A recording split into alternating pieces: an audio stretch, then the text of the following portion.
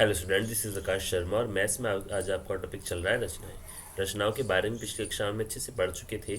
इससे बेस हम क्वेश्चनों को भी कर चुके थे। रचनाएं क्या होती हैं, किस प्रकार रचनाएं बनती हैं और किस प्रकार इससे रिलेटेड हम क्वेश्चंस को कर सकते हैं। हमने इसमें आज इंपॉर्टेंट क्वेश्चन आंसर्स को करना है और देखते हैं कि रचना किस प्रकार से क्वेश्चन हमारे रचना में आते हैं और किस प्रकार की रचनाएँ हम कर सकते हैं। देखते हैं। अब देखिए, आपको दिया गया क्वेश्चन नंबर 5। एक समबाहु त्रिभुज की रचना कीजिए जब इसकी भुजा दी हो तथा कारण सहित रचना कीजिए। अब आपको दिया गया है ए, बी और सी। अब देखिए रचना के चरण क्या हो गए आपके। नंबर 1, दी गई लंबाई का एक रेखाखंड ए बी बनाया। क्या बनाया? ए बी बनाया। ए बी हमने यहाँ पर बनाया पहले रचना में।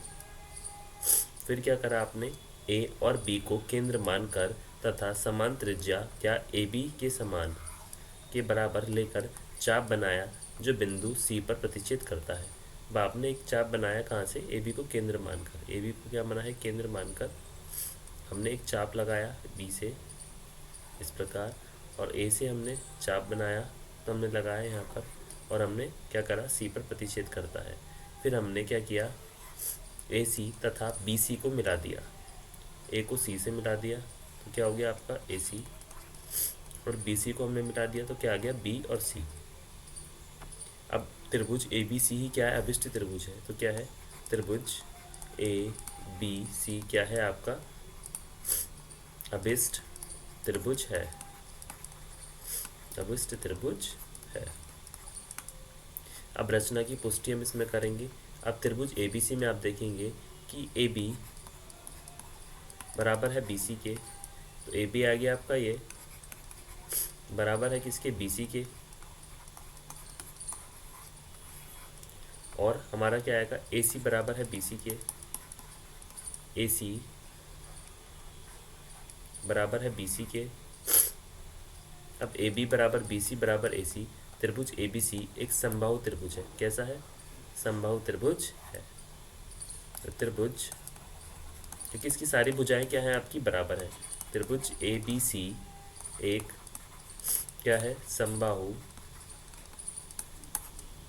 त्रिभुज है। त्रिभुज त्रिभुज है। ये क्या हो गया आपका? एक समबाहु त्रिभुज आ गया। तो एबीसी की जो भुजाएं हैं वो तीनों बराबर है। जैसे एसी बराबर है किसके? बीसी के। और बीसी बराबर है एसी के। ए बी बराबर है ए बी के। और ए बी बराबर है बी सी के। तो आपने सारी चीज़ें देखी और इसकी रचनाएं की पुष्टि हमारी इस प्रकार हो गई। अब देखेंगे आपकी रचना 11.6। एक त्रिभुज की रचना कीजिए जिसका परिमाप तथा दोनों आधार कोण दिए हों। तो आपको एक त्रिभुज की रचना करनी है जिसका परिमाप आपको दिया गया हो और दोनों आधार कोण आपको दिए गए हों। अब आधार के कोण बी क्या है? एंगल बी तथा एंगल सी और B C plus C A plus A B दिए हों। जहाँ आधार के कोण आपको दिए गए हों एंगल बी, और आपको एंगल सी और B C A B C और ए बी दिए हैं। आपको त्रिभुज ए बी सी की रचना करनी है। कौन से त्रिभुज की रचना करनी है? त्रिभुज ए बी सी। रचना के चरण आपके क्या हो गए? बी सी प्लस क्या हो गया? सी ए बी के बराबर एक रेखाखंड एक्स वाई खींचिए। आपने एक्स वाई खींचा और एल एक्स वाई कोण बी के बराबर तथा एम एक्स वाई कोण सी के बराबर बनाएंगे। तो हम देखेंगे हमें किस प्रकार लेना है। एंगल बी और एंगल सी हमने ले लिया, तो ए बी सी और डी आपका आ गया। तो एंगल आपका आ गया बी और एंगल आ गया आपका सी। इसी प्रकार बी सी सी ए आ गया आपका ये, और ए बी आ गया आपका ये। आपको त्रिभुज ए बी सी की रचना करनी है जिसमें बी सी आपका ये आ गया। इसके बराबर एक्स वाई खींचिए। आपने क्या खींचा? एक्स और वाई। तो आपको एक्स और वाई लेना है इसमें। जो रेखा है आपकी एक्स हो गई, ये हो गई आपकी वाई। अब एम एक्स वाई जो मध्य बिंदु है इसका है एम। अब देखेंगे इसमें एल एम एक्स वाई और को समद्विभाजित कीजिए। माना कि समद्विभाजक बिंदु ए पर प्रतिच्छेद करता है। बिंदु ए पर क्या करता है? प्रतिच्छेद काटता है। ये बात आपको दिख गई होगी। अब नेक्स्ट देखिए, अब ए एक्स का लंब समद्विभाजक पी क्यू तथा एक्स वाई का लंब समद्विभाजक आर एस खींचिए। अब मान लीजिए कि पी क्यू एक्स वाई को बिंदु बी पर तथा आर एस एक्स वाई को बिंदु सी पर प्रतिच्छेद करता है। अब ए बी और ए सी को हमने मिला दिया। अब देखेंगे आकृति आप। अब ए बी सी क्या है? अभिष्ट त्रिभुज है। रचना के समर्थन के लिए आप पाते हैं कि बी ए एक्स के लंब समद्विभाजक पर स्थित है। इस पर लंब समद्विभाजक पर स्थित है। तो अब देखेंगे एक्स बी और ए बी हैं बराबर आपके क्या? एक्स बी बराबर आपका ए बी हो गया और इसी प्रकार सी वाई बराबर ए सी के हो गया। अब इस हमें प्राप्त होता है क्या? B C plus C A plus A B बराबर B C plus X B plus C Y. क्या आ गया आपका? Is equal to X Y. अब क्या लेंगे हम? बी ए एक्स आपका बराबर है त्रिभुज ए एक्स बी के, क्योंकि ए एक्स बी में ए बी बराबर है एक्स बी के। अब ए बी सी बराबर है B A X plus A X B के is equal to A X B बराबर है एल एक्स वाई के। अब ए सी बी बराबर है एम वाई एक्स के, जैसा आपको चाहिए था। तो हमें क्या वो चाहिए था? हमारा हमारा ए सी बी, आपका ए सी बी बराबर हो किसके? M X Y. इसी प्रकार अब देखिए क्वेश्चन नंबर आपको दिया गया है सेकंड। एक त्रिभुज ए बी सी की रचना कीजिए जिसमें आपको बी सी दिया गया है। बी सी दिया गया क्या? 8 सेंटीमीटर। अब देखिए बी सी, बी और सी क्या हो गया? 8 सेंटीमीटर। एंगल बी क्या है? 49 डिग्री, 49 डिग्री। और ए बी माइनस ए सी क्या हो गया आपका? 3.5 सेंटीमीटर। ए बी आ गया आपका और ये आ गया आपका ए सी। तो ए बी माइनस ए सी क्या आ गया आपका? 3.5 सेंटीमीटर हो। तब देखेंगे रचना के चरण आप। नंबर 1, 8 सेंटीमीटर लंबाई का एक रेखाखंड बी सी बनाया। तो आपने एक रेखाखंड बी सी बनाया सबसे पहले। फिर सेकेंडली आपने क्या किया? बिंदु बी पर अंशांकित पटरी, रूलर तथा प्रकार की सहायता से 45 डिग्री का कोण सी बी एक्स बनाया। तो आप देखेंगे सी बी एक्स, एक हमारा कोण बना है सी बी एक्स, हमें दिया गया एक पॉइंट ए यहाँ दिया गया है, तो आपका सी बी एक्स बन गया।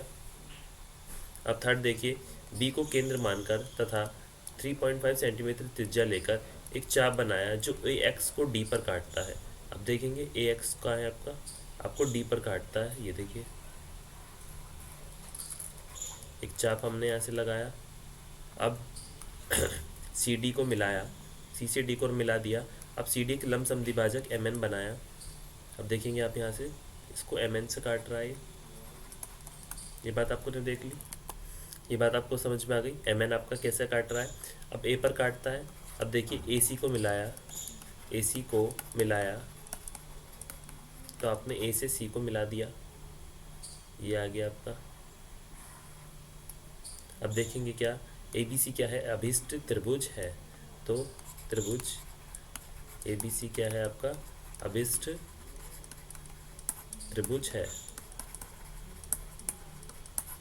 अब देखिए रचना की पुष्टि करेंगे। बिंदु ए डी सी के लंब समद्विभाजक पर स्थित है, जिसमें ए डी आपका बराबर हो गया किसके? ए सी के। तो ए डी ये आ गया आपका बराबर है ए सी के। तो आपका क्या आ गया? ए डी और ये क्या आ गया आपका यहाँ से? ए सी। इतनी बात समझ में आई? ये दोनों क्या आ गए आपके? इक्वल आ गए। अब यहाँ लेंगे बी डी बराबर है A B minus A D के, और बी डी बराबर ए बी माइनस ए सी। तो ए डी आपका बराबर हो गया किसके? ए सी के। अब नेक्स्ट देखिए, आपको 4 दिया गया है। एक त्रिभुज एक्स वाई जेड की रचना कीजिए, एक्स वाई जेड की रचना कीजिए जिसमें y is equal to 30 degree, z is equal to 90 degree और X Y plus Y Z plus Z X आपका क्या है 11 सेंटीमीटर हो, क्या हो 11 सेंटीमीटर हो। अब रचना के चरण देखिए। नंबर 1, 11 सेंटीमीटर लंबाई का एक रेखाखंड ए बी बनाया। 11 सेंटीमीटर लंबाई का एक रेखाखंड क्या बनाया, ए बी बनाया।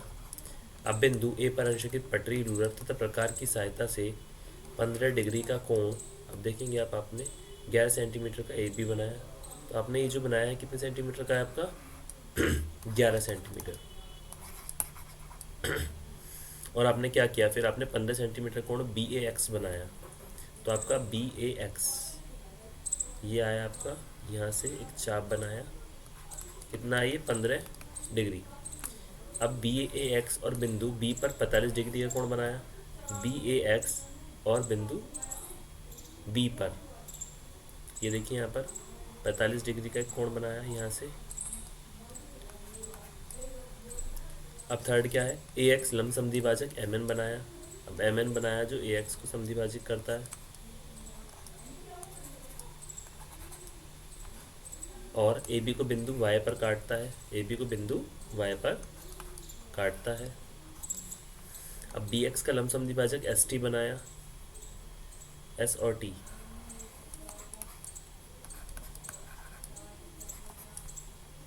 जो बी ए बी एक्स बनाया। अब ए बी एक्स आपका आ गया, और हमने क्या किया, जो बिंदु z पर काटता है, तो बिंदु z पर यहाँ पर काट रहा है आपको। अब देखिए एक्स वाई और एक्स जेड को हमने मिला दिया, अभिष्ट त्रिभुज एक्स वाई जेड ही अभिष्ट त्रिभुज है।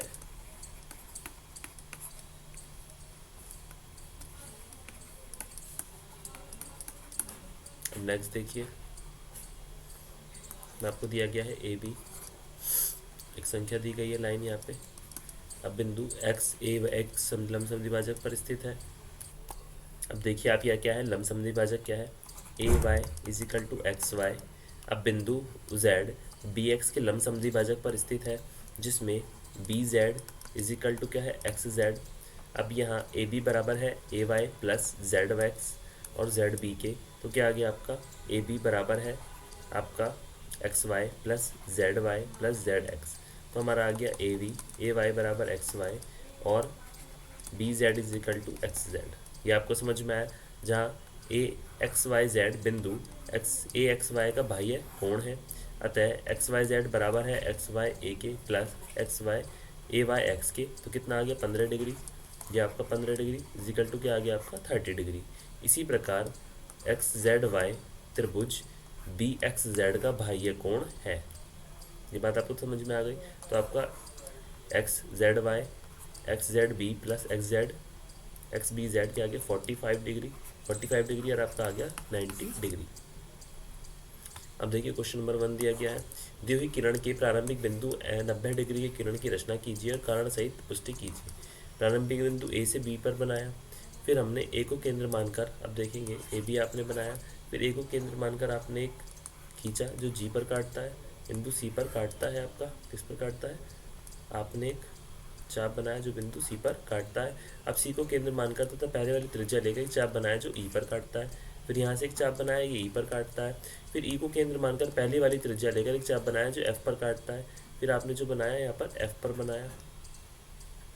अब ई एफ को केंद्र मानकर तो समान त्रिज्या लेकर बिंदु सी पर जी पर प्रतिच्छेद किया, तो इन दोनों को हमने समान मानकर यहाँ पर किया। अब बिंदु ए किरण ए जी बनाया और पी ए क्यू 90 डिग्री का बना के आ गया अभिष्ट कोण है, तो पी ए क्यू के आगे आपका अभिष्ट 90 डिग्री का कोण है।